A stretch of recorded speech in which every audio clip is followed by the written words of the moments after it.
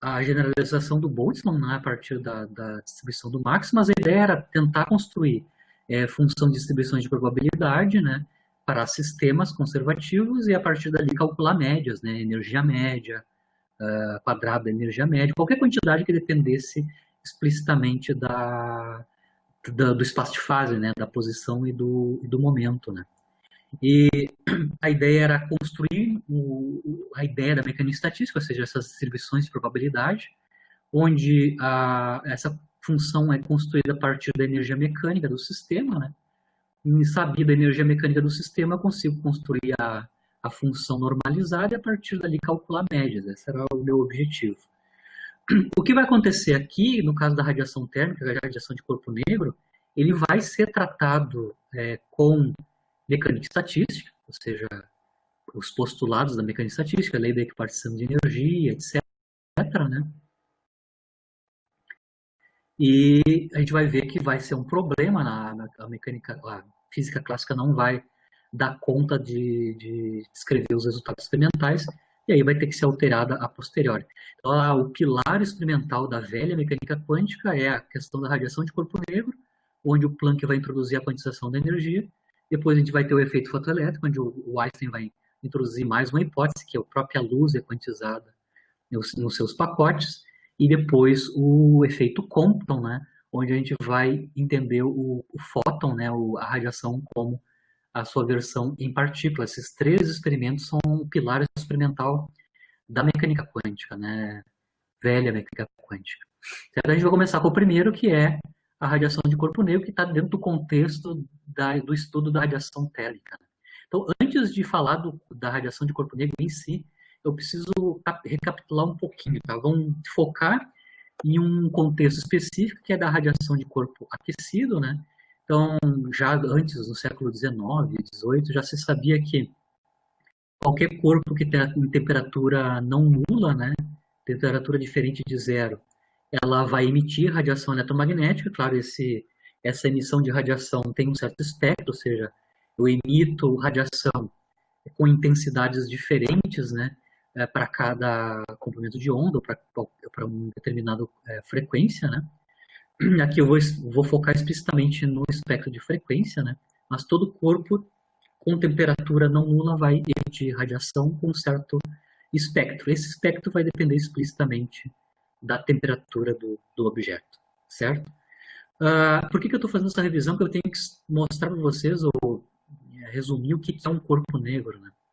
Então, quando eu tenho um corpo que está sujeito a um fluxo de radiação, né? Tem um corpo, um objeto que está sujeito a radiação incidindo sobre ele, fluxo de radiação sobre ele. O que é fluxo de radiação? É energia por unidade de área e por unidade de tempo. Ou seja, intensidade, né? Tem radiação chegando por unidade de área, por unidade de tempo nesse corpo, tá? Essa radiação toda que chega num objeto, uma fração dela vai ser absorvida, certo?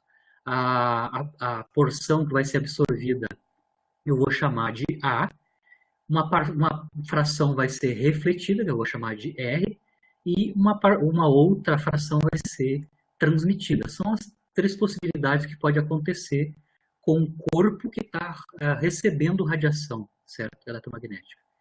Certo? O A, o R e o T são os coeficientes, né, de absorção, reflexão e transmissão. São as três coisas que podem acontecer quanto à radiação que está incidindo, né, sobre aquele corpo. Ela pode ser absorvida uma parte, pode ser refletida uma parte e ser transmitida através do corpo uma parte. Claro que a soma dos três coeficientes, né, de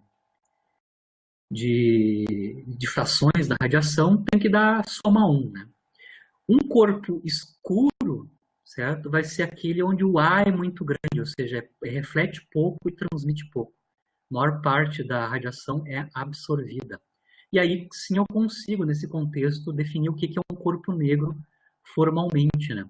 Então, um corpo negro é aquele que tem coeficiente de absorção A igual a 1. Então, se A igual a 1, o R e o T são ambos nulos, né? Ou seja, um corpo que não reflete nem transmite, absorve toda a radiação que incide sobre ele. Isso significa que a gente pode dizer que ele é um absorvedor de radiação, né, universal. Isso é quanto à absorção de radiação, né? Então, o corpo negro tem um coeficiente de absorção máximo, né, valendo 1, certo? Agora, isso é relativo à absorção de radiação. Como eu disse para você, se o corpo tem temperatura não nula, ele vai irradiar radiação eletromagnética também, né? Vou ter uma intensidade sendo emitida por esse corpo, devido a ele ter temperatura não nula, né? Por unidade área e por unidade de tempo desse cara, né? E vai também depender da temperatura do cara. Para corpo não negro, a relação entre a intensidade da radiação emitida por ele e a temperatura já é bem conhecida desde o século XIX, que é a dependência com potência quártica na temperatura, certo? Então, se eu tenho um corpo que não tem A igual a 1, ou seja, o A é grande, eu consigo calcular a relação entre a intensidade e a temperatura, a relação é potência quarta. Claro que aqui a proporção entre a intensidade da radiação emitida e a temperatura, eu tenho duas quantidades aqui. Uma é a constante Stefan-Boltzmann, que a gente vai ver aqui, né, já é uma constante física, e o epsilon. O epsilon é o coeficiente de emissão, ou a emissividade, né, certo? Que pode ser 1 no caso do corpo negro, né, mas pode ser pode ser diferente de 1 se o corpo não for negro. Mas a dependência da intensidade da emissão da radiação, é a potência quarta da temperatura, e vai depender de quanto é o coeficiente de emissão do objeto que está irradiando. Isso é geral para qualquer corpo aquecido, tá? Existe uma lei, que é a lei de Kirchhoff, basicamente ela é baseada na segunda lei da termodinâmica, tá? Que define que os coeficientes de absorção e de emissão são iguais, certo? O A é igual ao E. Claro que esse A e o E dependem da frequência, mas basicamente para um mesmo corpo, né, na mesma área, etc., mesmo objeto, né, o coeficiente de absorção é exatamente igual ao coeficiente de emissão.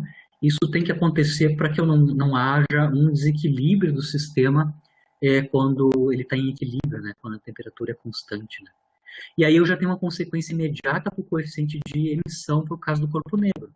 Se o corpo negro tem A igual a 1 e coeficiente de emissão igual a coeficiente de absorção igual a 1, automaticamente o corpo negro vai ter um coeficiente de emissão igual a 1. Então ele emite idealmente. Então, além do corpo negro ser um absorvedor ideal, onde o coeficiente de absorção é exatamente igual a 1, ele é um emissor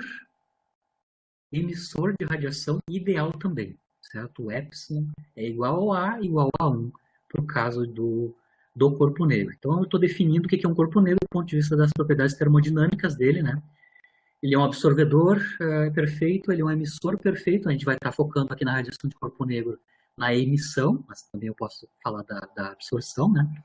E o espectro que esse corpo negro vai emitir, o seu espectro em frequência, ela independe das características particulares do objeto que é corpo negro, certo?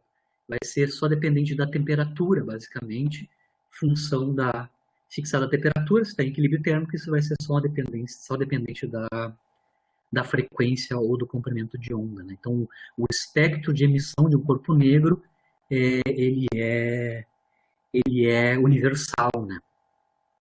E por isso que é importante estudar o corpo negro, porque ela tem uma universalidade no espectro de emissão, certo? A intensidade de radiação emitida pelo corpo negro vai ser escrita em termos de uma quantidade que a gente vai aprender a lidar com ela, que é a chamada radiância espectral, certo? O que é a radiância espectral? Lembra aqui a relação entre intensidade, que é energia emitida por unidade de tempo por unidade de área, certo? É basicamente a integral da radiância espectral sobre todas as frequências ou todos os comprimentos de onda. Aqui eu tenho R de Ni é a frequência, né? Então a integral em Ni da radiância espectral vai dar a intensidade, certo? Vocês conseguem ver aqui pelas quantidades que estão envolvidas, né? Aqui na esquerda eu tenho energia por unidade de tempo por unidade de área, ou seja, potência por unidade de área, né? esse objeto aqui, quando integrado sobre frequência, ele tem que ter necessariamente as unidades de potência por unidade de área por unidade de frequência, certo? Então, a radiância espectral é, para o espectro de corpo negro, a energia emitida por unidade de tempo, por unidade de área, por unidade de frequência, NINA, certo? Então, ao invés de falar em intensidade, a gente vai estar sempre trabalhando em termos da radiância espectral, certo? E tem propriedades da radiância espectral que a gente pode, ainda a interpretação da radiância espectral, né? Mas basicamente eu consigo entender através de qual é que as unidades que essa quantidade tem que ter. Ela é potência por unidade de área por unidade de frequência. E ela está relacionada com a intensidade de emissão do corpo, certo? Como eu falei para vocês que na termodinâmica o espectro de corpo negro ele é universal, ou seja, independente da constituição do objeto radiante, né? Eu posso fazer uma modelagem teórica para que seja mais confortável, que seja mais adequada, né, do ponto de vista da aplicação das leis físicas, né? Como é independente do tipo de corpo, qual é, que é a forma dele, etc. Em geral, aqui na física teórica, né, no final do século XIX, né, quando o pessoal vai aplicar a mecânica estatística para o tratamento do espectro do corpo negro, eles vão fazer um modelo de brinquedo para um corpo negro, né, que é a famosa cavidade, certo? O que é a cavidade? Certo? Eu tenho um corpo, né, que tem uma cavidade dentro dela e o acesso a essa cavidade é dado só por um orifício bem pequeno. Esse orifício é bem menor do que o tamanho do objeto, né? Então, a cavidade é isso. Claro que quando eu incido radiação aqui, bom, esse material é tal que ela não absorve radiação aqui fora, tá? Então, toda a radiação que é absorvida entra aqui pela cavidade e fica sendo espalhada lá dentro do interior, né, do material, dentro dessa cavidade, né? Isso faz com que esse toy aqui, esse brinquedo, né, que vai corresponder ao meu corpo negro ideal, né, obedeça àquela propriedade que o corpo negro tem que absorver toda a radiação, ou seja, o coeficiente de absorção tem que ser igual a 1. Então, toda a radiação que entrar aqui no orifício vai ficar espalhando lá dentro, vai interagir com as paredes e não sai mais. Isso garante que ele obedece a igual a 1. Claro que quando esse corpo está aquecido, ele vai emitir radiação através desse orifício, né? E o espectro dessa radiação emitida aqui no orifício vai corresponder à radiação que está em equilíbrio térmico lá dentro dessa cavidade. Então, a cavidade nada mais é que um artefato teórico para a gente conseguir tratar matematicamente, né, o espectro de radiação. Então, ele é construído de tal maneira que ele obedeça às propriedades básicas de um corpo negro, né, absorvedor universal, e a radiação que sai aqui pelo orifício tem correspondência com o espectro, ou seja, com as densidades de energia em termos da frequência, que estão dentro lá da cavidade, né? Então, só para entender o que a gente está falando de corpo negro ser modelada por uma cavidade, né? Então, toda a análise teórica que a gente vai fazer é assumindo que esse toy model é uma boa aproximação, uma aproximação razoável para um corpo negro, certo? Desde que ele obedeça às propriedades necessárias para o corpo negro, né?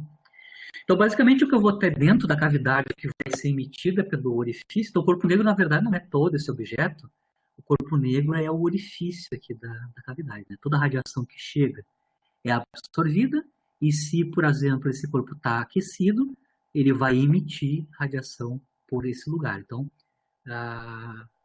o orifício ali vai fazer o papel do corpo negro em si, né? E claro que o espectro vai corresponder ao que está dentro daquela cavidade, né? A primeira coisa do ponto de vista teórico, é relacionar usando eletromagnetismo, né? Lembra que eu tenho radiação dentro daquela cavidade, ela está espalhando, ou seja, interagindo com com as paredes da cavidade, né? A cavidade, então, vai estar absorvendo e emitindo radiação. Essa radiação está em equilíbrio térmico com as paredes, né? Se eu estou com temperatura constante, né? Para o objeto, já está em equilíbrio, né? Eu posso escrever, então, a radiância espectral, né? Que é a energia emitida por unidade de área, por unidade de tempo, por unidade de frequência, né? Em termos de uma quantidade que está relacionada com a radiação que está dentro da cavidade, tá? Que é a densidade espectral de energia. O que é densidade espectral de energia? É a energia por unidade de volume por unidade de frequência da radiação, né, que está lá dentro da cavidade. Isso é chamado de Rho, tá? Rho, então, é a energia do campo eletromagnético, né? A energia do campo eletromagnético por unidade de volume por unidade de frequência. Isso a gente consegue calcular com eletromagnetismo clássico, quanto é que é o Rho, tá? A gente pode mostrar, né, que a relação entre a radiância espectral, basicamente dá o espectro do corpo negro, está diretamente relacionada com a densidade de energia da radiação que está dentro da cavidade, tá? A relação é a menos de um fator C sobre 4, certo? Entre a radiância espectral e a densidade de energia por unidade de frequência. Vocês conseguem ver aqui. Claro que eu posso mostrar isso explicitamente usando as equações do campo eletromagnético, né, que realmente isso aqui é verdade. A relação entre R e Rho estão relacionadas com o fator C sobre 4. Tá?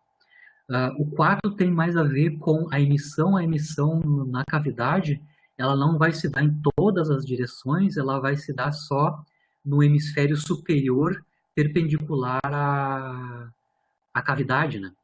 Então, isso aqui tem a ver com a geometria, um quarto tem a ver com a geometria.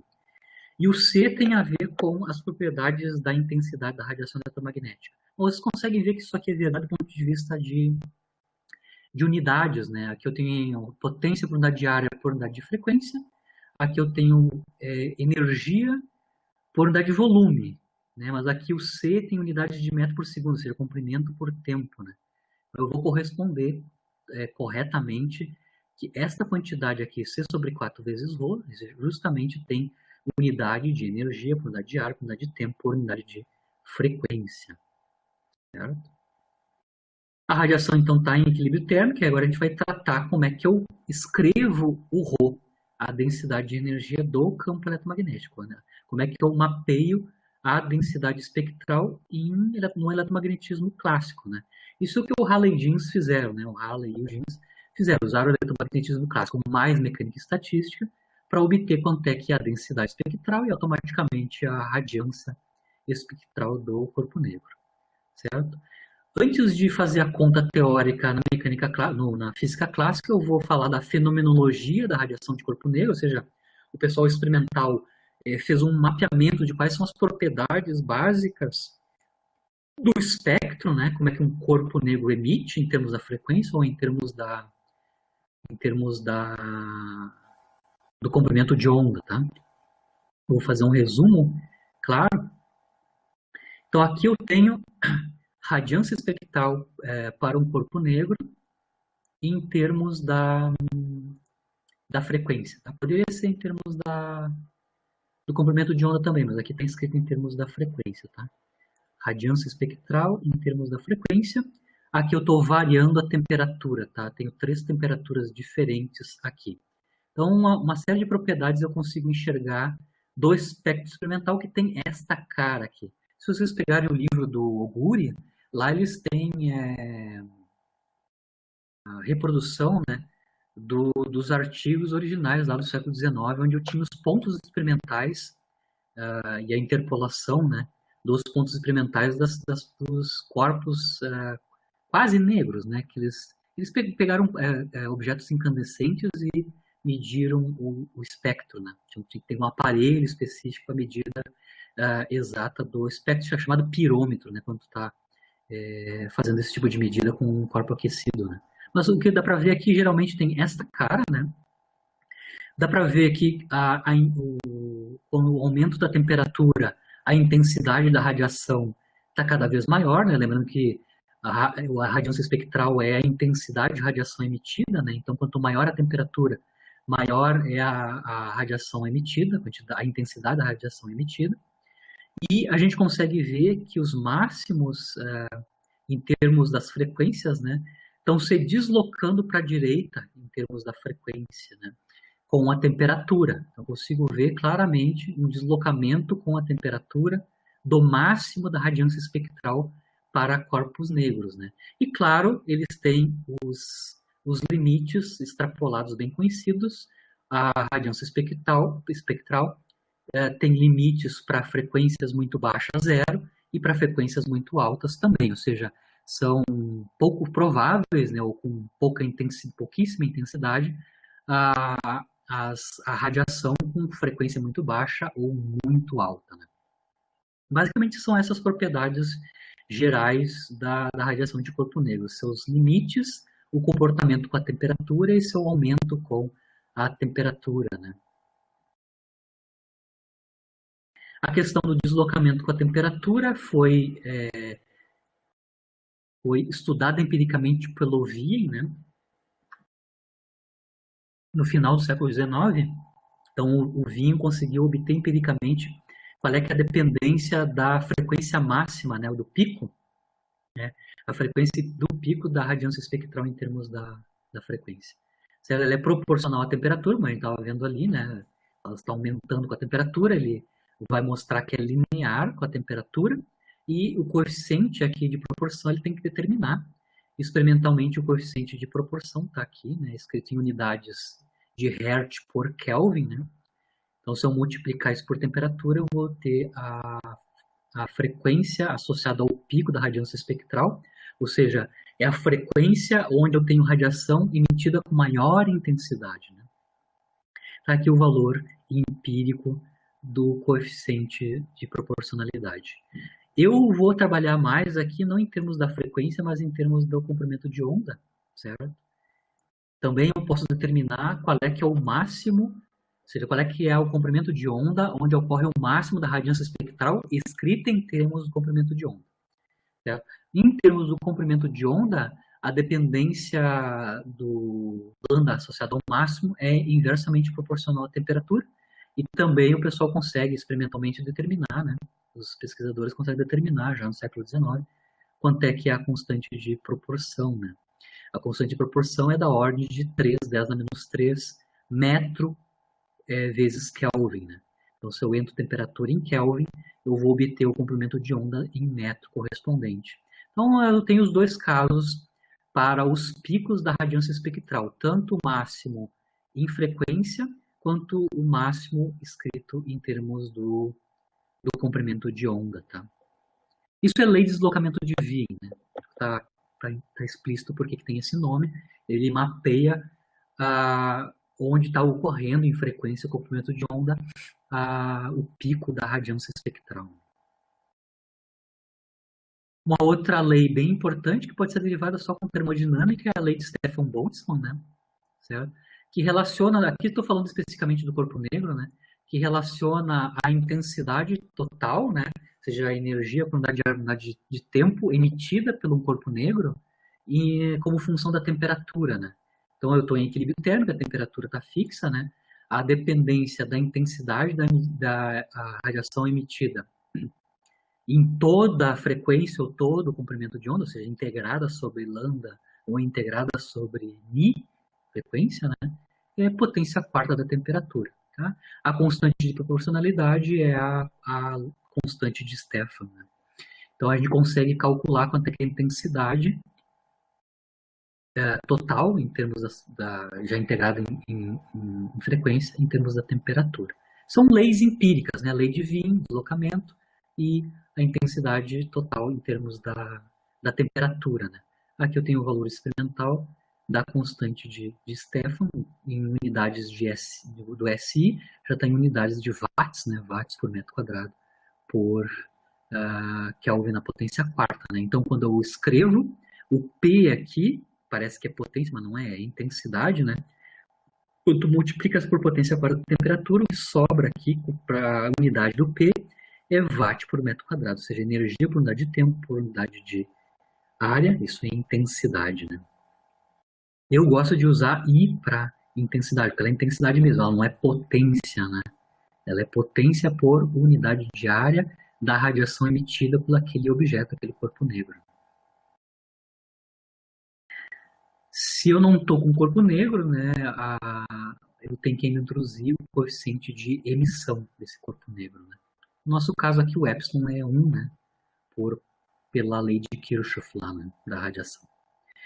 Bom, falei um pouquinho da parte empírica, né, qual é que é a forma do espectro empírico, como é que o máximo se desloca com a temperatura, quais são os limites do espectro, ou da radiância espectral, né, e a intensidade total em termos da temperatura.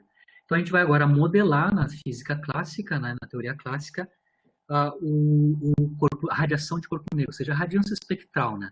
Então, na física clássica, a radiância espectral está relacionada com a densidade de energia da radiação eletromagnética que está dentro da cavidade, que é um toy model para descrever o nosso corpo negro. Né? Então, basicamente, o que o pessoal vai fazer no final do século XIX é usar a mecânica estatística. Por que eu posso usar a mecânica estatística? Né? Porque lá a cavidade, as paredes da cavidade vão ser compostas com matéria, que eu estou assumindo que eles têm partículas carregadas como constituintes, né? Lembrando que a gente aprendeu que a temperatura está associada com a energia média do sistema, né? E lembrando também que no eletromagnetismo clássico, né? As cargas em movimento aceleradas, né? Se elas são aceleradas, elas vão emitir também radiação eletromagnética. Né? Então, esse é um sistema físico que pode ser modelado por mecânica estatística. Então, toda vez que eu tenho um sistema conservativo, que é o caso aqui, porque eu estou em equilíbrio térmico, né, eu posso construir uma função de distribuição, que é a distribuição de Boltzmann, né, e descrever médias a partir de uma função de distribuição de probabilidade, que era o que a gente estava vendo no início, quando a gente começou o semestre, a gente calculou quanto é que eram as distribuições de Maxwell, Maxwell-Boltzmann, especificamente Maxwell-Boltzmann, que já introduzia campos externos. Né? Com a generalização do Boltzmann da função de distribuição a partir do Maxwell. Né? Então, eles vão fazer esse tipo de procedimento, usar argumentos de mecânica estatística para obter a radiância espectral. Então, 2 passos, né? A radiância espectral em termos da densidade espectral da energia do campo eletromagnético, né? Vai ser calculada usando dois ingredientes, tá? Lembrando que ρ é a densidade, a energia por unidade de volume, por unidade de frequência. Né? Então, como é que eu vou calcular energia por unidade de volume, por unidade de frequência para a radiação que está dentro da cavidade? Bom, eu vou precisar saber quanto é que é a energia média para cada frequência, isso eu vou denotar por E barra nu, ou seja, a energia média para uma radiação que tem frequência Ni, certo? Então, esse é um ingrediente, lembrando, eu preciso calcular energia por unidade de volume, dada uma frequência. Então, eu vou ter que saber, eu vou ter que obter quanto é que é a energia média da radiação eletromagnética para uma determinada frequência, e depois eu vou contar quantas ondas tem, quantos modos, né, ocorrem para essa mesma frequência, né? Certo? Então, ou seja, basicamente eu vou ter que contar o número de ondas, né, por unidade de volume, que eu vou denotar por MdV. Tá? Então, aqui eu estou contando quantas ondas por unidade de volume eu tenho dentro da cavidade, certo? E a frequência tem que estar dentro de um intervalo infinitesimal. Então, basicamente, eu vou ter que fazer dois cálculos, 2 hipóteses, né? Uma é de quanto é que vale a energia média da radiação, lá dentro da cavidade, dada a energia, dado a frequência, perdão, e quantas ondas por unidade de volume, né? Ou seja, quantos modos eu tenho por unidade de volume dentro da cavidade. Esses são os 2 ingredientes que a gente vai utilizar para calcular o ρ, e se eu tenho o ρ calculado, eu tenho a radiância espectral automaticamente. Então, aqui eu estou escrevendo, né? Como é que eu vou calcular o ρ? A densidade espectral vai ser a energia média multiplicada pelo número de modos, ou seja, os números de configurações para as frequências, né, das ondas que estão dentro da cavidade. A gente já vai fazer uma hipótese sobre como é que se comportam as ondas da cavidade e como é que a gente conta quantos modos tem para cada frequência. Né? Então, basicamente, é o produto da energia média multiplicada pelo número de ondas por unidade de volume, né? Certo? Se eu sei calcular isso, automaticamente eu obtenho radiância espectral por multiplicação de C sobre 4. Ou seja, radiância espectral é C sobre 4, esse produto aqui, basicamente, né? Energia média e o número de modos, né? O número de modos para a radiação. Vamos por passos. Primeiro passo é determinar a energia média da radiação eletromagnética, certo? Aqui o Halley e o Jeans vão usar o teorema da equipartição de energia. Então eles vão supor que a radiação eletromagnética pode ser intuída, né? Pode ser associada com a energia média de um oscilador harmônico, né? Unidimensional. Então eu vou associar a energia média da onda eletromagnética com a energia média do oscilador harmônico, que a gente tem controle na mecânica clássica, né?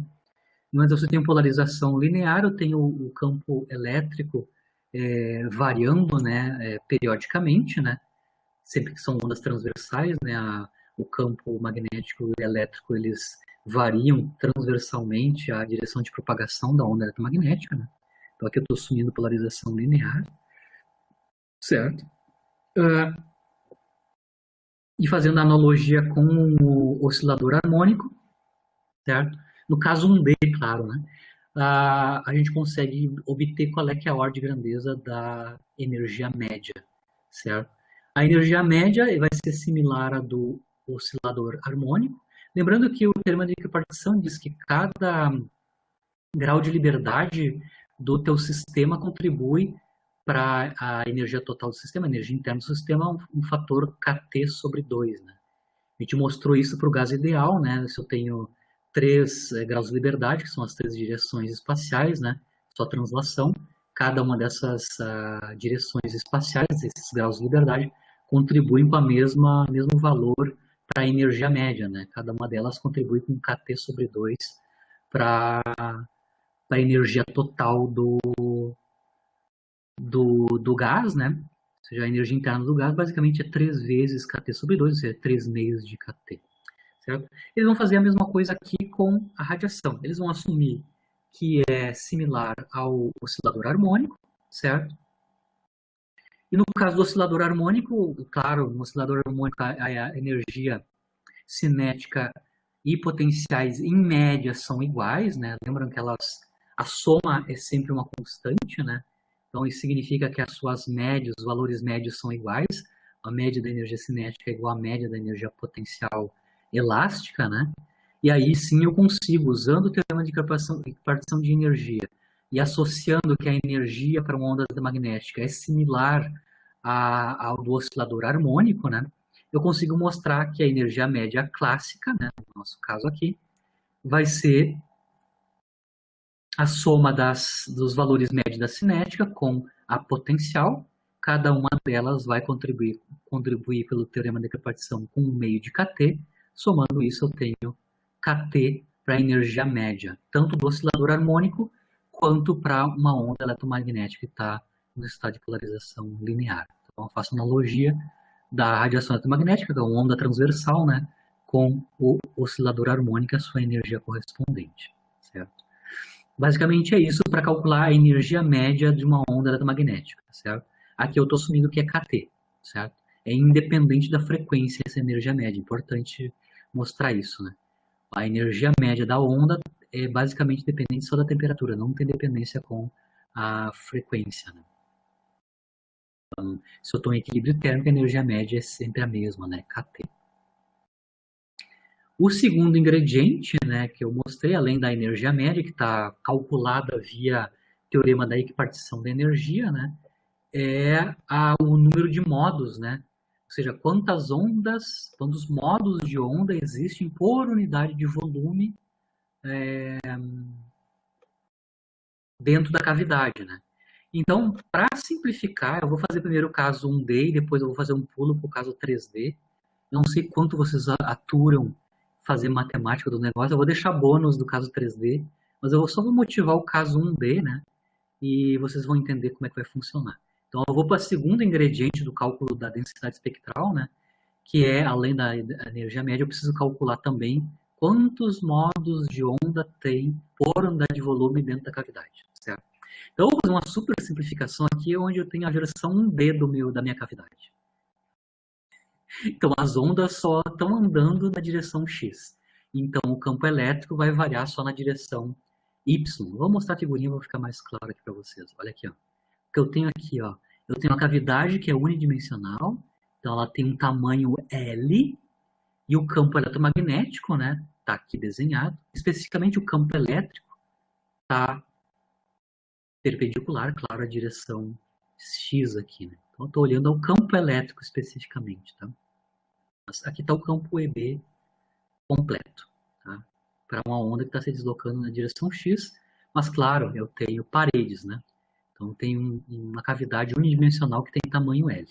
Se eu resolver a equação de onda para o campo elétrico, no caso 1D, né, eu vou ver que se eu assumir uma certa condição de contorno específica, que é a mais simples possível, que é assumir que o campo elétrico é nulo na parede, né, isso significa que eu estou impondo que o campo elétrico é tal que eu não tenho deslocamento de cargas na direção paralela com o campo eletromagnético, ou com o campo elétrico, no caso. Né? Então, eu estou fazendo uma suposição específica da condição de contorno que eu vou impor à equação de onda que eu vou resolver, certo? Por que eu posso fazer escolhas aqui quanto à condição de contorno para resolver a equação de onda relativa ao campo elétrico? É que lembra, de novo, no caso do corpo negro, o espectro de radiação é independente da constituição do objeto. Então, eu posso escolher as características da parede da cavidade de maneira que as minhas condições de contorno sejam as mais simples possíveis, tá? Certo? Então, aqui, a condição mais simples vai advir se eu assumir que as paredes internas da cavidade são perfeitamente condutoras, né? E aí o campo elétrico tem que se anular nas paredes. Então, em x igual a zero e x igual a L. Então, se eu resolvo a equação de onda para o campo E, que é uma equação de onda tradicional, né? Com essa condição de contorno, onde o E tem que ser zero em x igual a zero e x igual a L, a solução é essa daqui, né? Onde eu tenho a intensidade do campo é zero, campo elétrico, né? E as suas dependências na posição, em x, e no tempo. São ondas estacionárias, né? Porque como eu zerei o campo nas pontas, automaticamente o tipo de onda sendo descrita para o campo elétrico é onda tipo estacionária. Eu vou ter nós, né? 2 nós, 3 nós, etc. Tá? Esses vão ser os modos possíveis para as ondas eletromagnéticas que estão dentro dessa cavidade 1D aí, onde eu impus a condição de contorno. Então, essa é a expressão da solução da equação de onda para o campo E, em termos da posição e em termos do tempo. Aqui estão explícitos o número de onda K e a frequência angular ômega. Claro que o número de onda e a frequência angular estão relacionados com o comprimento de onda e com a frequência, né? Então, o comprimento de onda da radiação dessa onda é basicamente 2π sobre K, né? Inversamente proporcional ao número de onda. E a relação entre a frequência e a frequência angular é ômega sobre 2π. Então, ômega e K estão relacionados ao comprimento de onda e à frequência, em Hertz, né? Claro que a gente tem, como a onda eletromagnética tem velocidade igual a c, né? A gente tem uma relação entre a frequência e o comprimento de onda. Então, para uma onda eletromagnética, a frequência é c sobre lambda. Está relacionado inversamente proporcional à frequência com o comprimento de onda da radiação. Então, essa é a solução do campo elétrico.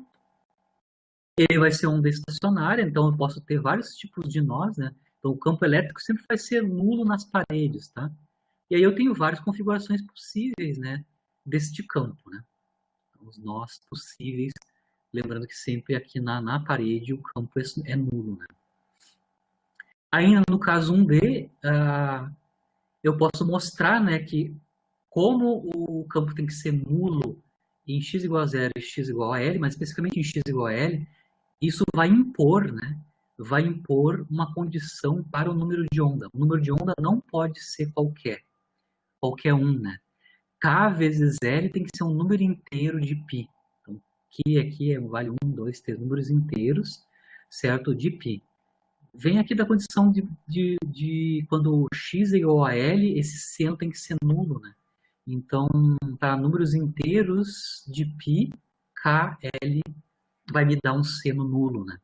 Se eu escrever essa condição para o número de onda em termos da frequência, eu vou ter a relação da frequência com esse número inteiro aqui, né? Esse número inteiro que aparece aqui vai me mostrar explicitamente qual é, que é a configuração de estado estacionário que a onda eletromagnética vai ter, né? Ela pode ter 2 nós, pode ter 3 nós e assim por diante, certo? Vocês conseguem ver aqui que quanto maior o Q, né? Ou seja, um número de nós grandes aqui, né? Ou seja, onda estacionária com vários nós, estão associadas com frequências altas e configurações com poucos nós estão associadas com frequências baixas. Então, eu tenho uma relação entre a configuração espacial da onda estacionária com a frequência correspondente, né? Então, para cada Q, eu tenho um modo particular aqui da onda eletromagnética, né? Então, obviamente, aqui eu tenho uma relação, no caso 1B, direto entre o número de modos que aparecem ali da configuração e a frequência. Com isso, eu consigo calcular, né, o número de ondas, ou seja, o número de configurações, né, num certo intervalo de frequência, tá? Que é o m vezes delta nu, ou seja, o número de modos por unidade de frequência, né? O número de modos por unidade de frequência está dado pela essa relação. Eu tenho uma relação direta entre nu e Q, né? Então, eu posso escrever m delta nu. O delta nu eu posso escrever em termos do delta Q, né? Então, basicamente, essa quantidade aqui tem a ver com a variação dos Qs, né? E se eu usar essa equação, eu consigo escrever o número de modos para um intervalo de frequência com o delta nu e o tamanho da cavidade, que tem tamanho L, no caso unidimensional, né, basicamente. Essa expressão aqui, o número de modos, está numa certa região de frequência, tem a ver com essa expressão aqui, né? Delta nu está relacionado com delta Q, né? E eu estou falando que o número de modos é basicamente delta Q, né? O número de modos possíveis que vão existir dentro do intervalo de frequência. Posso ter mais ou menos, dependendo do intervalo de frequência que eu estou analisando, né? Claro, isso é o caso 1D, né? Isso vai ter que ser extrapolado aqui no caso da mecânica clássica, da física clássica, para o caso 3D. Então, o campo eletromagnético, o campo elétrico, vai ter as suas componentes espaciais nas 3 direções, né? E a condição de contorno, ou seja, zero do campo elétrico nas paredes da cavidade. Eu estou agora pensando que a cavidade pode ser cúbica, então, só para facilitar. Isso vai impor condições sobre os números de onda em cada direção da onda eletromagnética, ou seja, do campo elétrico, né? O K para cada direção, né? De novo, a condição que tem que ser obedecida para os números de onda em cada direção é igual ao caso 1D, né? Basicamente, eu tenho uma constante aí que é a soma dos inteiros que eu vou ter aqui. Claro que aqui a contagem de modos é muito mais complicada. Para um mesmo valor inteiro de Q, isso pode acontecer para diferentes configurações de inteiros QX, QY, QZ. Então, a contagem de modos de onda dentro de uma cavidade que é cúbica, com lados L, né? L maiúsculo, é super complicado. Eu vou dar um pulo aqui só para seguir a aula, né? Eu posso mostrar, fazendo o procedimento que eu fiz igual o caso 1D para o caso 3D, caso cúbico, né? Eu posso mostrar que o número de modos, tá? O número de modos, ou seja, o número de configurações que aparecem dentro da cavidade para radiação eletromagnética, tá? É proporcional ao quadrado da frequência. Isso que é importante, tá? Então, o número de modos, ou seja, o número de ondas que são permitidas dentro do intervalo de frequência, dependem com o quadrado da frequência correspondente e, claro, o volume do, do cubo, ou seja, o volume da cavidade. Então, as dependências são essas, tá? O número de modos ou o número de ondas dentro de um certo intervalo de frequência tem a ver com o quadrado da frequência correspondente e o volume da cavidade. Lembrando que os ingredientes para calcular a densidade espectral é multiplicar a energia média da onda pelo número de ondas por unidade de volume. Então, aqui eu só calculei o número de ondas. Agora eu vou dividir isso pelo volume da cavidade. O volume da cavidade é L ao cubo, né? Então, vocês conseguem ver claramente como é que eu vou obter a expressão para a densidade espectral. Aqui já está mostrado, né? O número de modos por unidade de volume está relacionado com o quadrado da frequência, né? E o L3 sumiu porque eu dividi pelo volume. Né? Tem um fator 2 que aparece aqui, vocês não sei se vocês conseguem ver, aqui está um 8, né? Mas aqui na minha expressão tem um 4, aparece um 2 aqui de diferença. O 2 de diferença vem, tem um 8, né? O 2 de diferença advém das duas polarizações, né? Do campo elétrico na onda que tem polarização linear que eu estou analisando, certo? Mas basicamente eu consigo mostrar que o número de modos por unidade de volume tem a ver com o quadrado da frequência, certo? E claro, o tamanho do intervalo. E aí eu consigo calcular a densidade espectral usando mecânica estatística na forma do teorema de equipartição para a energia média e um cálculo teórico aqui, né? Fazendo uma suposição sobre como é que é a cavidade, né, e o comportamento do campo elétrico lá dentro, contar o número de ondas por unidade de volume. Então, combinando, lembrando que a energia média é kT, né, o número de ondas por unidade de volume a gente acabou de calcular, lembrando que a densidade espectral tem relação com a radiância espectral, então a radiância espectral é C sobre 4ρ, coloco isso, então a radiância espectral como predição teórica da física clássica é linear com a temperatura, né? Ou seja, é fixa linearmente com o T, ou seja, ela tem a mesma forma em μ para T fixo, né? E a dependência do espectro, ou seja, da radiância espectral, é proporcional a μ², frequência ao quadrado. Isso é um problema aqui do ponto de vista de descrição da fenomenologia da radiação de corpo negro, do espectro de corpo negro, né? Porque ela não vai descrever corretamente o espectro para altas frequências. Isso aqui é divergente, né? A radiância espectral que eu obtenho na física clássica é quadrática na frequência. Isso aqui estoura. A radiância espectral é divergente para frequências muito altas, né? Certo? Isso é um problema, tá? E claro, se eu for fazer a integração da radiância espectral sobre todas as frequências, eu vou ter uma intensidade que é infinita. Então, eu tenho uma consequência física absurda. Então, eu tenho dois problemas aqui. Eu não consigo descrever corretamente a forma do espectro, que eu estou mostrando aqui, né? Aqui está a representação em pontilhado, a predição de Rayleigh-Jeans, certo? Predição de Rayleigh-Jeans, que é a predição clássica, né, do espectro de corpo negro usando só mecânica estatística e eletromagnetismo, né? É essa pontilhada, diverge com μ², né, com frequência ao quadrado. Eu não consigo descrever o resto do espectro para nem o pico eu não consigo, nem os picos eu consigo descrever, na verdade, né? E muito menos o decréscimo do espectro, né?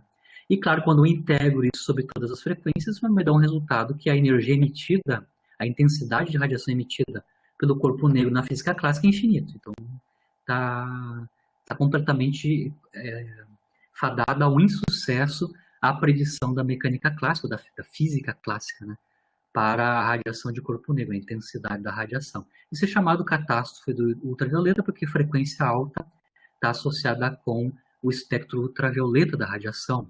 Então tem um problema para a descrição das frequências altas ou comprimentos de onda pequeno, né? Aí depende de como você está falando a descrição em termos de Ni ou em termos de lambda. Então tem uma falha patente, claro, usando mecânica estatística, né, e eletromagnetismo clássico, ou seja, física clássica, não consigo descrever a forma do espectro, nenhuma das propriedades básicas. Né? Claro que o espectro, para baixas frequências, ele consegue ser bem descrito, tá? Então, não é de todo perdido. Para baixas frequências, a predição teórica da física clássica até é correta. O problema é para frequências altas ou comprimento de onda pequeno. Na próxima aula, a gente vai analisar como é que o Planck resolveu esse problema, né? Como é que ele alterou as condições, né, da descrição física a partir da ideia clássica, né? A gente vai ver depois que basicamente o que ele vai assumir é que a energia vai deixar de ser uma quantidade contínua, né, para ser uma quantidade discreta aqui para a radiação que está dentro da cavidade. Né? Basicamente é isso. Eu vou deixar alguns materiais de apoio, na verdade não sou obrigado a ler isso aqui, tá? São artigos, né, da literatura sobre o Planck e as descobertas do Planck, né, com a revisão histórica, né, de como é que o Planck abordou essa questão da descrição da radiação de corpo negro via uma hipótese ad hoc, né, além da física clássica. Lembrando que a tese do Planck foi na distribuição de Boltzmann. Ele é um especialista em mecânica estatística. O Planck era um especialista em mecânica estatística. A tese de doutorado dele é nessa área. Então ele vai ir pela linha do ataque da hipótese no sentido da mecânica estatística. Ele vai reescrever a energia média, né, da radiação. Ao invés de assumir que ela é KT, ele vai alterar que essa energia média dependa da frequência de uma maneira muito precisa. Certo? E para fazer isso, ele vai ter que assumir que a energia é quantizada, por isso que a gente tem a teoria quântica, né? E que ele teve que lançar mão dessa hipótese ad hoc, de que a energia, no caso da radiação de corpo negro, a radiação que está dentro da cavidade, ela tem aspecto discreto, né? Discreto de uma forma muito específica, tá? Então, basicamente, é o resumo da aula de hoje, a questão da física clássica, como é que ela é descrita, né? Dando um resumo de como é que é calculado. E a gente vai fazer agora alguns 3 exercícios de fixação, né?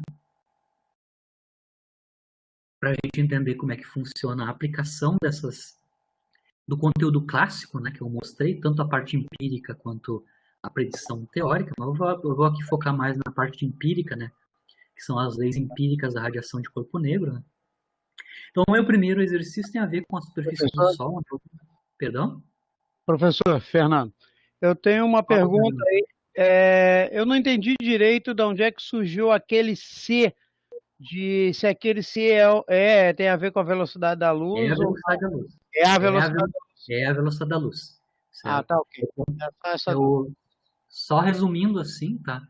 Quando tu vai calcular a radiância espectral, basicamente o que tu vai ter que calcular é a intensidade da radiação emitida na forma de onda eletromagnética, tá? Então, basicamente, isso vai ser proporcional ao quadrado do campo elétrico e do campo magnético, tá?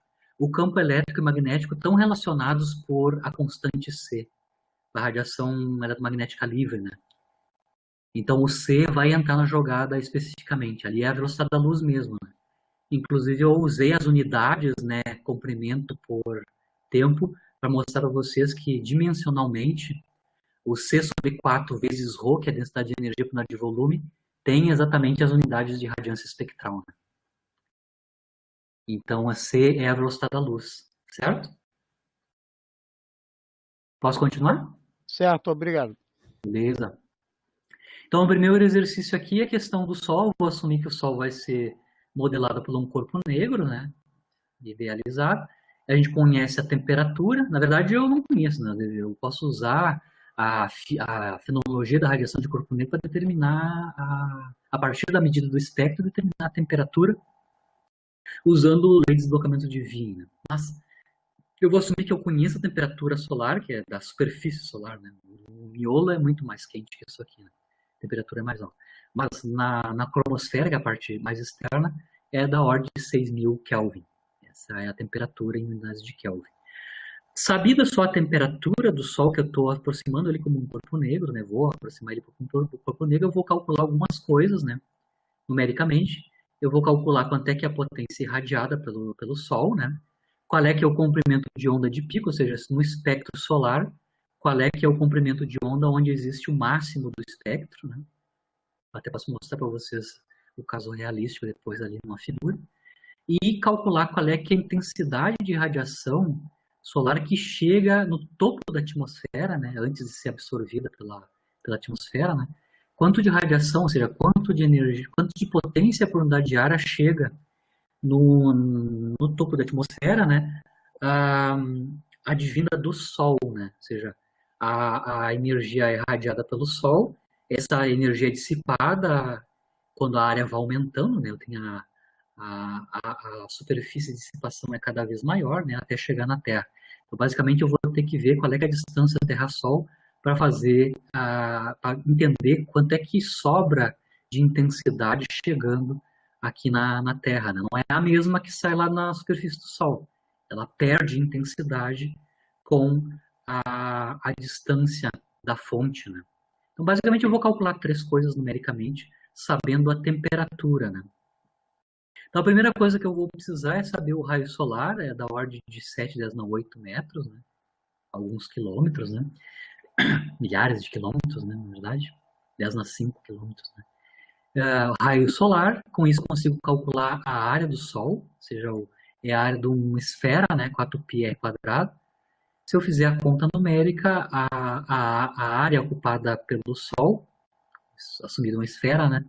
Com o seu raio, é 10 na 18, da ordem de 10 na 18 metros quadrados. Essa é a área solar, e eu sei a temperatura, que é da ordem de 6.000 kelvins, né? Para saber a intensidade emitida na superfície lá do Sol, eu vou calcular intensidade via lei de Stefan Boltzmann. Então, eu vou assumir que o Sol é um corpo negro, e para um corpo negro, a intensidade da radiação depende da potência quarta da temperatura, e a proporcionalidade é a constante de Stefan. Aqui eu escrevo explicitamente a constante de Stefan, a temperatura é sabida, 7.700 Kelvin, potência quarta. Quando eu calculo numericamente isso, eu vou ter, claro, unidades de watt por metro quadrado. Então, essa aqui é a potência por unidade de área emitida pelo Sol. É 6, 10 na 7 watts por metro quadrado de superfície, certo? Eu calculo isso só usando a lei empírica de Stefan Boltzmann, a relação entre a intensidade da radiação emitida pelo corpo negro, né, com a temperatura. Então, é 7, 10 na 7, 60 milhões, né, 60 milhões de watts por metro quadrado, né, emitidos pelo Sol, certo? Isso é a intensidade emitida por unidade de área, né, ou seja, potência por unidade de área emitida. Agora eu quero calcular a potência total em watts, né, do que o Sol emite, ou seja, quanta energia por unidade de tempo o Sol emite sobre toda a sua área. Tá? Para fazer isso, para calcular a potência total emitida pelo Sol em watts, eu vou multiplicar a intensidade, que é potência por unidade de área, potência por unidade de área vezes a área do Sol. Já calculei a área do Sol, a área da esfera solar, né? E vezes A numericamente, né? Ou seja, multiplicar o 6, 10 na 7 pela área correspondente, o 10 na 18 metro quadrado. No sistema internacional, eu vou obter este valor aqui para potência total, tá? É um número gigantesco, tá? 4, 10 na 26 watts. Ou seja, eu tenho 10 na 26 joules por segundo sendo emitido por toda a superfície solar. Essa é a potência total emitida pelo Sol, e a sua intensidade é essa aqui, 10 na 7 watts por elemento de área, né, em metros quadrados. O último passo aqui, o segundo passo é calcular qual é que é o comprimento de onda onde eu tenho o pico do espectro. Então eu vou usar a lei de deslocamento de Wien, escrita em termos de lambda, né? Então lambda máximo é 3, 10 a menos 3 metros vezes Kelvin, dividido pela temperatura. Então eu calculo numericamente aqui, né? Divido pela temperatura 5.700 em Kelvin, e aí eu vou obter numericamente em metros, né, em SI, o comprimento de onda de pico do espectro. Então, o máximo do espectro ocorre para comprimentos de onda que são da ordem de 5, 10 a menos 7 metros. Isso em nanômetros dá 510 nanômetros. Aí eu posso olhar a questão do espectro da radiação eletromagnética e localizar esse 510 se ele está no visível, se não está no visível, se está no infravermelho ou está no ultravioleta, né? A gente sabe, por exemplo, que a cor amarela, ou seja, do espectro visível, né? A parte visível do espectro, a cor amarela tem comprimento de onda que é 560 nanômetros. Então, esse comprimento de onda de pico aqui solar, assumindo que ele é um corpo negro, é um pouquinho menos que a cor amarela. Tá? É entre o amarelo e o verde. Tá? Esse 510 está entre o amarelo e o verde. Então, posso dizer que o lambda aqui de pico está associado com um amarelo esverdeado. Tá? Em meio do caminho de comprimento de onda entre o verde e o amarelo. Claro que a cor do Sol que a gente vê aqui na superfície está alterada pela a passagem dessa radiação, né, através da atmosfera. Tem uma modificação de como é que eu enxergo os comprimentos de onda que chegam na superfície. Né? Mas se eu estivesse lá fora, no topo da atmosfera, sem a atmosfera para absorver todos os processos físicos da interação da radiação com a atmosfera, o que eu obteria de cor é uma cor entre o verde e o amarelo. 510 nanômetros, que está um pouquinho abaixo do... Ou seja, é visível, né? O comprimento de onda de pico do espectro do solar é na ordem está na região do visível, né? Bem no miolinho da região do visível do espectro eletromagnético. Né?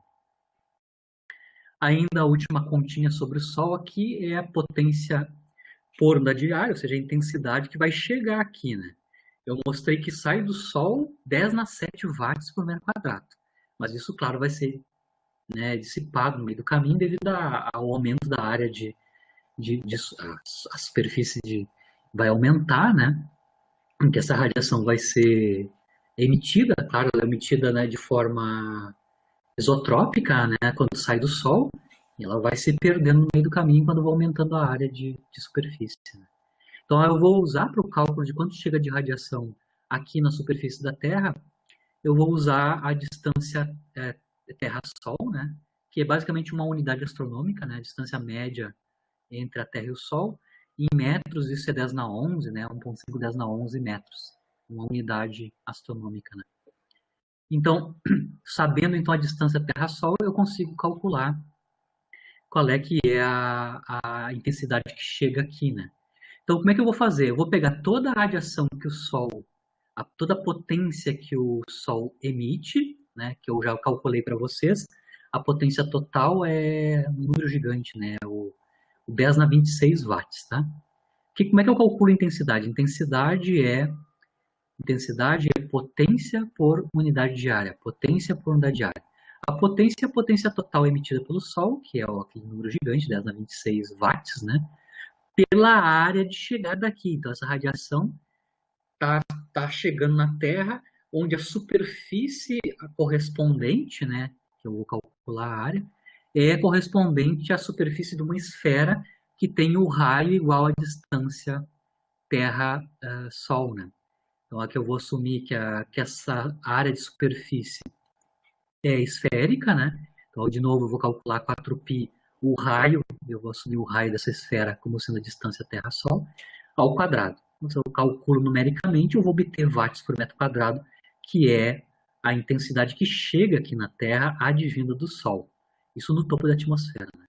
Se eu calcular numericamente, isso diminui, claro, um monte, né? Passa de 10⁻7 watts por metro quadrado na superfície do Sol, para um pouquinho menos de 1.300 watts por metro quadrado, quando chega no topo da atmosfera. Essa quantidade aqui, essa intensidade de radiação que chega no topo da atmosfera, tem um nome em particular, que é chamada constante solar, tá? Constante solar, que é da ordem de 1.360 watts por metro quadrado. Eu obtive um valor um pouquinho diferente, porque eu usei um valor um pouco menor da temperatura do Sol, né? Então, se eu obter corretamente o valor da temperatura solar, com mais precisão, eu vou chegar nesse valor aqui, 1.360 watts por metro quadrado. Essa é a radiação que chega no topo da atmosfera, basicamente é isso, 1.300, 1.360 watts por metro quadrado, certo? Isso é um exercício utilizando tanto o deslocamento de Wien, lei de deslocamento de Wien, quanto a lei de Stefan Boltzmann, né? Aqui eu estou tentando mostrar para vocês nessa figura quão fidedigno, né, é a hipótese de descrever o espectro da radiação solar por um espectro de corpo negro, né? Então, em amarelo está o espectro real, tá? Aqui está a radiância espectral em watt por metro quadrado, né? Por comprimento de onda, né?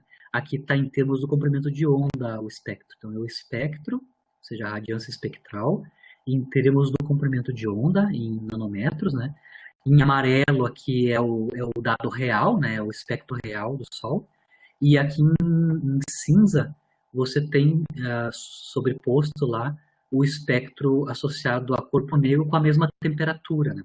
Com a mesma temperatura solar, que aqui está usando 1777 Kelvin, não os 5700 que eu usei, que eu usei um valor um pouquinho menor. Mas em boa aproximação a gente consegue modelar o espectro realístico solar com a radiação de corpo negro. O pico ocorre exatamente na mesma ordem de grandeza do pico da radiação de corpo negro ideal, né?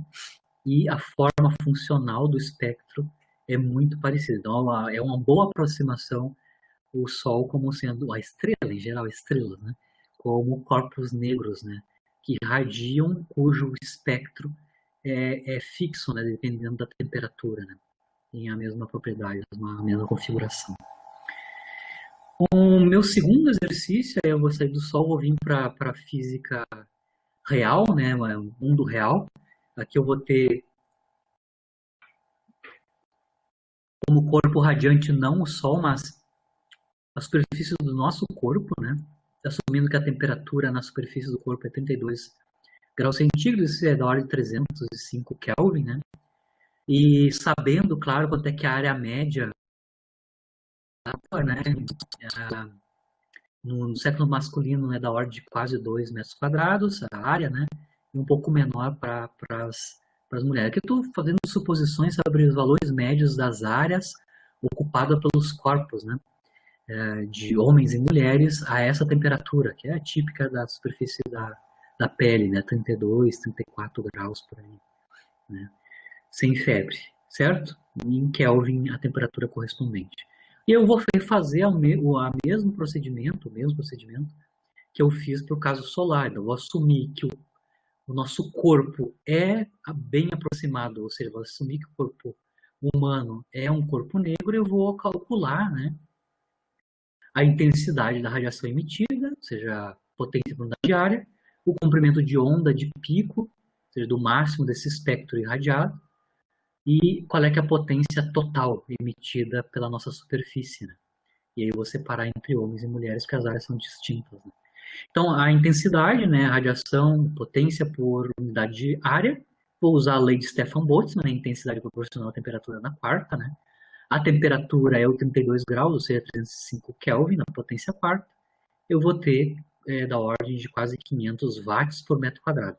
Isso é tipicamente o que um corpo humano irradia, né, do ponto de vista da intensidade.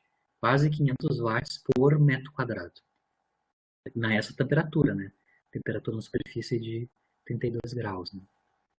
Lei de Stefan Boltzmann. Aqui, comprimento de onda de pico, aí eu posso ver se é visível, se é ultravioleta, etc. Né? Aqui eu vou usar, então, o comprimento de onda máximo em termos da inversa temperatura, né? Em metros, quase 10 na menos 5 metros, né? Em micrometros, isso é 9,5, 9,5 micrometros. Esse tipo de radiação não está no espectro visível, está no infravermelho, tá? Infrared. Então, tipicamente, a intensidade maior máxima do espectro de emissão de um corpo a 32 graus, né, centígrados, que eu estou assumindo o corpo humano, né, está na região do infravermelho, né. Então, houve uma diferença aí, por causa da temperatura baixou, né, eu tenho diferença do comprimento de onda do pico. Se eu tenho a intensidade, eu posso multiplicar as intensidades, ou seja, 500 watts por metro quadrado, pelas áreas correspondentes, né? Então, para a área do sexo masculino e feminino, da ordem de 2, né? 2 metros quadrados, né? A área. No caso masculino, vai dar da ordem de 933 watts e, no caso feminino, 789 watts, numericamente, né? Então, é a ordem de 1000 watts, tá? 1000 watts é a potência total emitida sobre toda a superfície, né? Sendo que por metro quadrado é 500 watts, né? O total da área, a gente chega a quase 1000, né? 10, não é 1 kW, né? 1000 watts é 1 kW. Né? Então, essa é a ordem de grandeza, tanto solar, e aqui calculado para o caso de mundo terrestre, né? Corpos humanos. Né? O último exercício que eu trouxe aqui é a radiação cósmica de fundo, né? Não sei se todos já conhecem, né? Essa é uma radiação quando você olha o céu, né?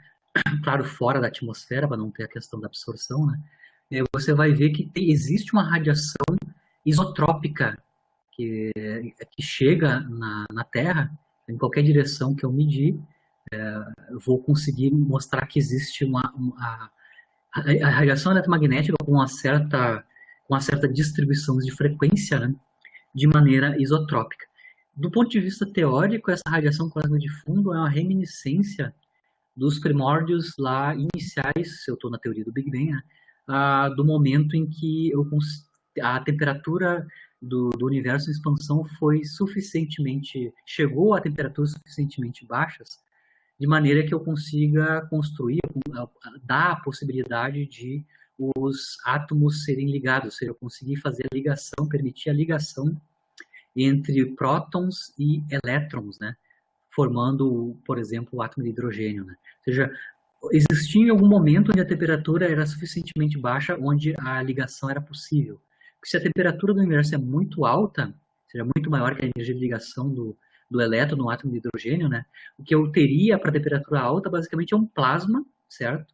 E a radiação eletromagnética está interagindo com esse plasma, tá? Emitida e absorvida por esse plasma. A partir do momento que o universo resfriou, e aí eu tenho átomos neutros, né? A radiação deixa de ser, na maior parte do tempo, de ser absorvida, porque ela só vai ser absorvida em quantidades bem específicas para excitar esse átomo. Né? Então, ela deixa de interagir com o plasma para interagir com átomos neutros.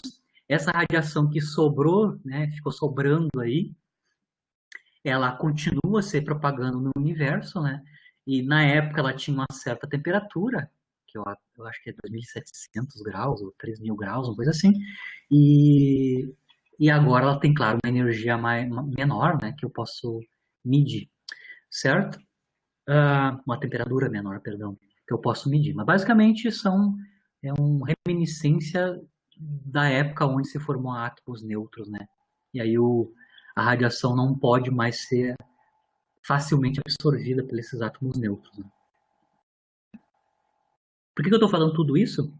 Porque em 78, né, o Penzance e o Wilson ganharam o Nobel para essa descoberta da radiação cósmica de fundo, e eles mostraram que essa radiação é muito bem descrita pela uma radiação de corpo negro, certo? Eu vou mostrar já a figura do satélite COBE, do espectro da radiação cósmica de fundo, tá? O pico ocorre para comprimentos de onda que é da ordem de 1 milímetro, tá? Isso é na região do micro-ondas, tá? Então, 1 milímetro. Vai entre metros e décimos de milímetro, né? Então, basicamente, essa radiação, o pico dela tem máximo em 1 milímetro.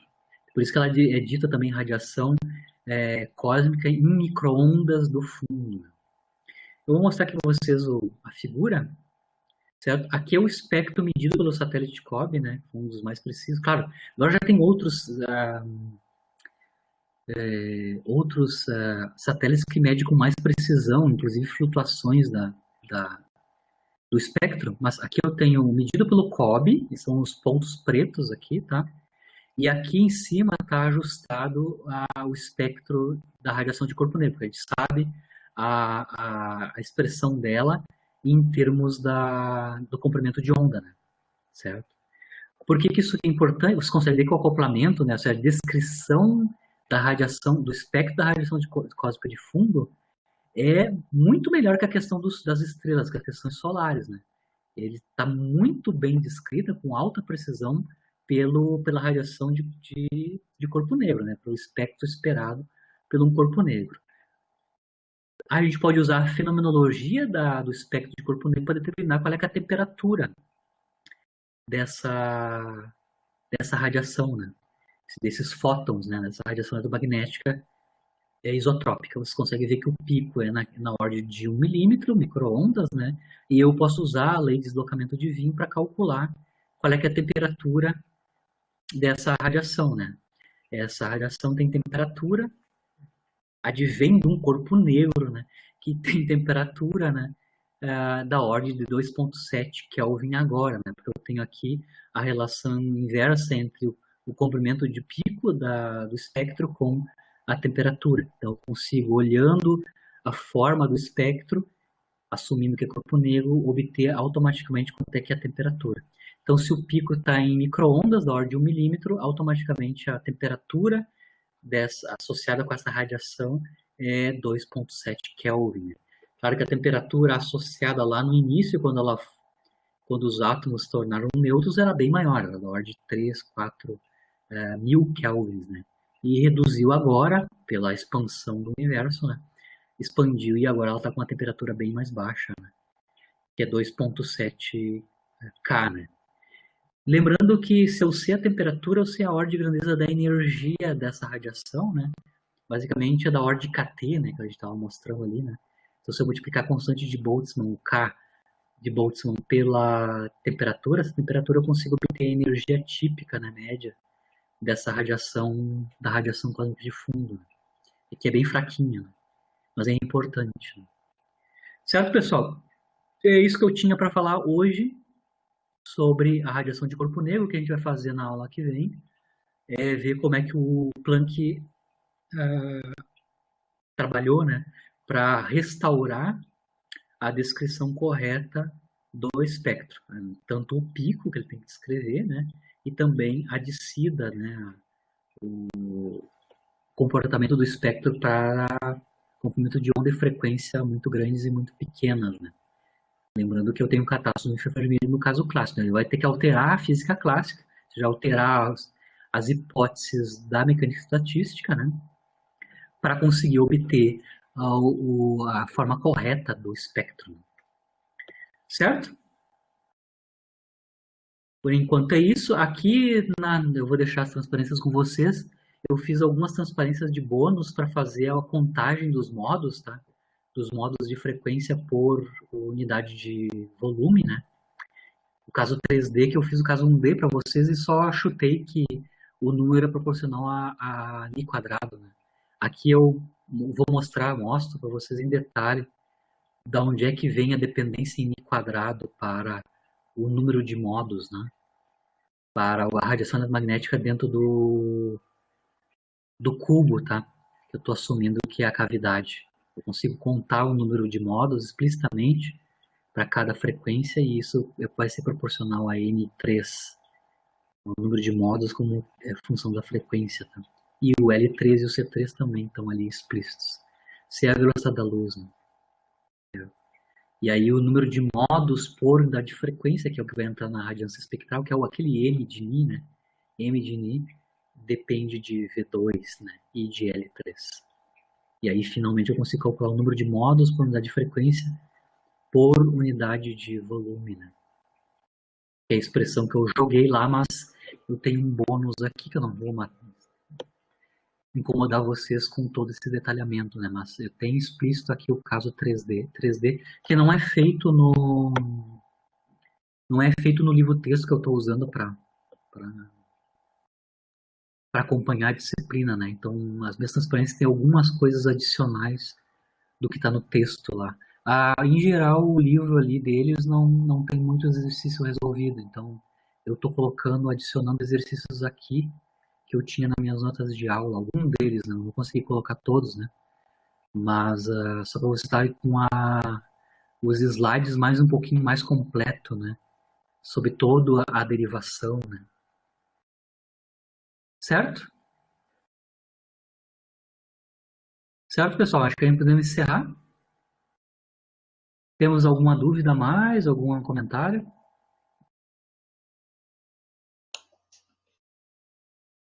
Aula terça que vem, professor, no mesmo horário? Sim, eu vou manter os horários normais, né? Vai ter lives, então, nos horários normais da disciplina, né? Das 8h30 às 10 e pouca, né? Nos nossos horários de aula, né? Na terça e na quinta, né? Normal. E aí, na sexta que vem, já vai ter as primeiras atividades, né? E você tem uma semana para ver. Provavelmente na semana que vem essas atividades vão incluir corpo negro e também um pouquinho talvez, né? Um pouquinho do efeito fotoelétrico. Acho que na quinta eu consigo chegar num efeito fotoelétrico, né? Essas duas coisas, corpo negro e efeito fotoelétrico, vão fazer parte das atividades, né? E eles vão fazendo na outra semana. Eu vou colocar tudo no Moodle, tá? Essas transparências, o livro de apoio em PDF, e quando eu conseguir a gravação da aula, eu vou colocar no YouTube e coloco o link lá para vocês da aula 1. Certo? Certo. Mais alguma dúvida? Vou já fechar aqui. O compartilhamento. A turma do Moodle acho que já está criada. Eu hoje ou amanhã, de manhã, já vou fazer o upload dessas coisas todas, né? Certo? Mais alguma dúvida? Questões?